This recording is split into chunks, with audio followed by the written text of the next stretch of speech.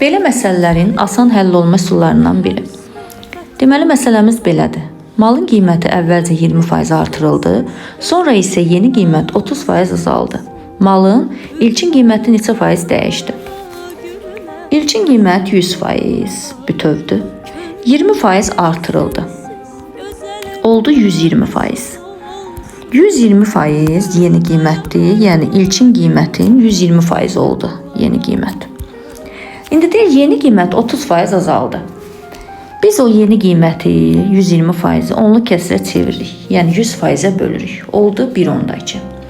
İndi yeni qiyməti 30% azaldıq. 100% çıxırıq azaldanda 30% oldu 70%. Deməli biz yeni qiymətin 70%-ni tapmalıyıq. 1/2 70%-ni tapmaq, ədədin 70%-ni tapmaq, %70 hissəsini tapmaq deməkdir. Sıfırlar getdi, 7'ye vururuq 1/2 oldu 0,84. İndi yenidən bunu faizə çeviririk. Faizə çevirəndə 100%-ə vururuq. Oldu 84%.